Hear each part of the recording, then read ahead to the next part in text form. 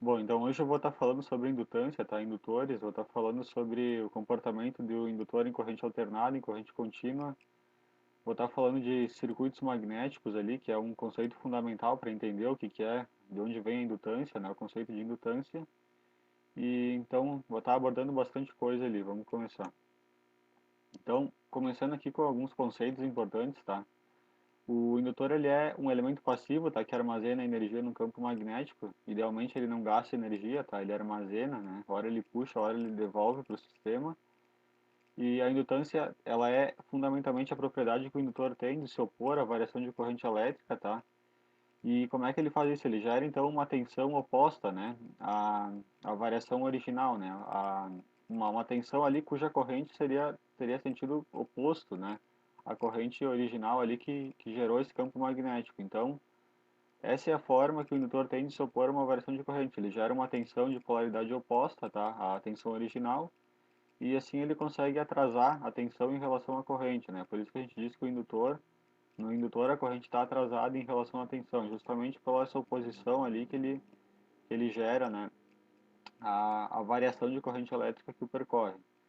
Em corrente contínua, tá? Como não existe variação de corrente ali, então o indutor é simplesmente um curto-circuito, tá? Ele é uma continuidade do fio. E em corrente alternada ele vai ter um comportamento peculiar, vai representar uma reatância indutiva, tá? Que é como se fosse uma resistência elétrica para passagem de corrente. Então, isso aqui válido para corrente alternada, tá? Sinoidal. Aqui dois conceitos importantes, tá? Quando a gente fala em um único enrolamento no circuito, né? O indutor ele tem uma autoindutância ou indutância própria, tá?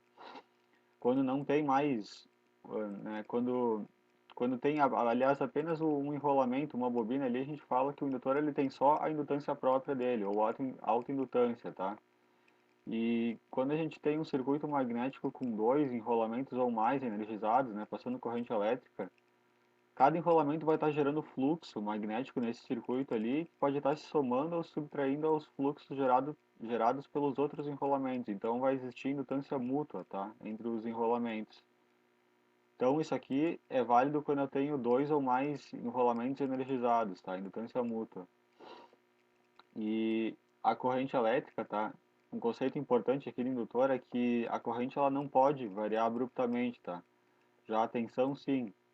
Por que que não pode variar abruptamente? Justamente porque o indutor ele se opõe à variação de corrente, ele gera uma tensão oposta, logo ele atrasa a corrente, então ela não pode variar abruptamente.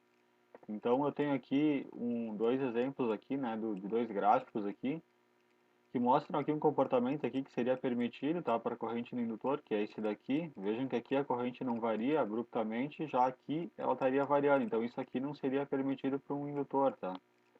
A corrente ela não dá nunca dá esses saltos aqui descontínuos aqui, né, em tempos muito curtos aqui. Então isso aqui é importante ali para entender aquelas análises ali de circuitos elétricos com chaves, enfim, a corrente nunca pode variar abruptamente no indutor, apenas a tensão. E aqui um modelo aqui de um circuito real, tá? Na realidade o indutor ele tem uma resistência elétrica associada, tá? Pequena geralmente, mas tem. E dependendo da frequência aqui também eu posso estar considerando uma capacitância, tá? Que existe entre as bobinas ali, né? Quando elas estão enroladas ali, né? Isoladas uma da outra ali, mas elas estão entre uma bobina ali, uma espira condutora, né? Tu vai ter um material isolante ali e depois tu vai ter outra espira. Então isso aqui gera uma capacitância aqui, tá? Que é uma componente que geralmente não se considera. Talvez ela só faça sentido se tu analisar isso aqui em frequências maiores, mas enfim, esse é o modelo do circuito real aqui do indutor. Agora, a relação fundamental, tá, entre tensão e corrente do indutor é essa daqui, tá? V igual a L dI dt. Percebam que tensão entre os terminais do indutor só vai aparecer quando houver variação de corrente, porque se tu tiver uma corrente constante aqui, a derivada dela vai ser nula, logo a tensão nos terminais do indutor vai ser zero. Então, para que haja realmente indutância, né, para que haja oposição à variação de corrente ali, eu preciso que justamente ocorra a variação, tá? Então tem que ser uma corrente alternada, ou que varie, né? Alternada ou pulsante, enfim. E aqui a gente tem a lei de Faraday, né? Então, basicamente essas duas expressões elas são equivalentes. Eu posso matematicamente chegar dessa expressão aqui nessa ou vice-versa. Então é importante ter em mente aqui que as duas expressões aqui são válidas, tá? Na verdade, esse aqui é um caso especial, né, da lei de Faraday aqui que diz que o fluxo aqui ele está variando porque a corrente elétrica está variando, mas enfim, aqui, né, essa lei aqui ela é mais básica, mais fundamental, tá? Ela diz que o fluxo tem que variar aqui para te ter uma tensão autoinduzida, tá? E o fluxo pode variar não só pela variação da corrente, como também pela variação da área, né, da seção onde o fluxo atravessa. Então, essa expressão aqui ela é mais fundamental, tá? Essa aqui é melhor para expressar a relação entre tensão e corrente no indutor. Então, se eu quiser a corrente a qualquer instante de tempo no indutor, basta eu isolar o DI aqui, né, passar o DT para lá, o L para baixo, e eu vou ter aqui, integrando dos dois lados aqui, eu vou ter a expressão aqui para a corrente elétrica no indutor, tá? Aqui a gente tem a potência, tá? A potência a expressão da potência, né, no indutor aqui, substituindo o V aqui pelo comportamento aqui, que é o L, DI, DT, eu obtenho a potência e integrando a potência no tempo aqui, depois eu vou ter essa expressão para a energia, tá? A energia do indutor, então ela depende do quadrado da corrente. Então sempre que a gente fala em potência e energia aqui, geralmente elas vão estar dependendo ali do quadrado ali das amplitudes, né? Amplitude de tensão ou de corrente. No caso do indutor vai ser o quadrado da corrente elétrica. E aqui um gráfico aqui, tá? Para ilustrar a relação entre a taxa de variação da corrente e a tensão aqui, que é a própria indutância, tá? Isso aqui pressupõe que a indutância seja uma constante, tá? Ela é a inclinação da reta aqui, né? A inclinação da reta é constante aqui, então isso aqui é pressupõe uma indutância constante.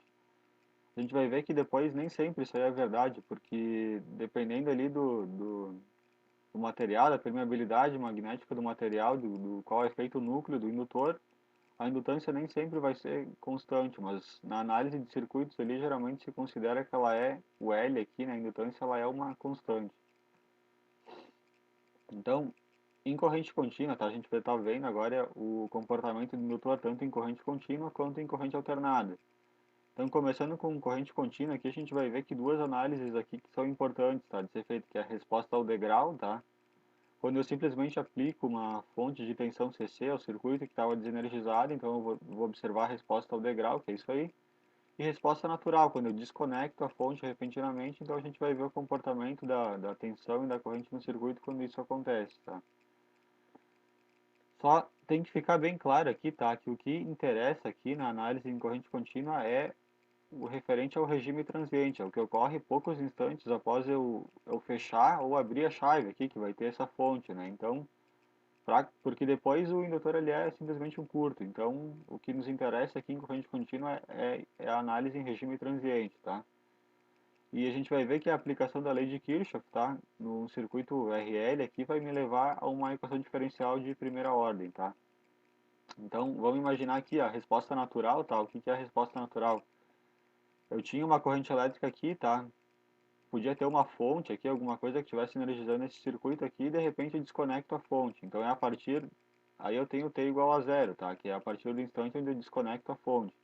Então percebe que a corrente ela vinha aqui no seu valor máximo, desconectei a fonte, ela vai decair como uma exponencial, tá? Isso aqui é típico do circuito RL. Como é que eu chego nessa exponencial? Bom, simplesmente tu aplica aqui a lei de Kirchhoff aqui nesse circuito aqui, tá? E tu vai ter VL mais VR igual a zero. A tensão no indutor é L d I dt, a tensão no resistor é R vezes I. E resolvendo essa equação diferencial aqui, a gente vai chegar aqui justamente nesse comportamento exponencial aqui, tá? Uma exponencial decrescente aqui. O tempo que essa exponencial demora para chegar a zero aqui, ela depende fundamentalmente da constante de tempo aqui. Então depende do valor do resistor ou do indutor aqui, né? Então essa curva aqui, né, o quanto ela vai demorar para chegar até a zero depende da constante de tempo, que a gente chama de tau aqui geralmente. E então é isso daí. Agora vamos ver aqui a resposta ao degrau, tá? Agora vamos dizer que eu aplico subitamente aqui em T igual a zero uma fonte elétrica DC aqui, né, de tensão DC. E como o indutor ele vai se opor à variação de corrente, né? Então no início ele vai gerar uma tensão autoinduzida aqui, tá? Esse V de T que vai ser exatamente igual a esse V de S. Então em T igual a zero a corrente elétrica é zero. Ó, percebam aqui tá o comportamento da corrente elétrica no circuito todo, tá? Que é a mesma, porque tá tudo em série. E a gente vai ver aqui que em T igual a zero, a corrente é zero, tá? Justamente porque a tensão aqui é a tensão do indutor, tá?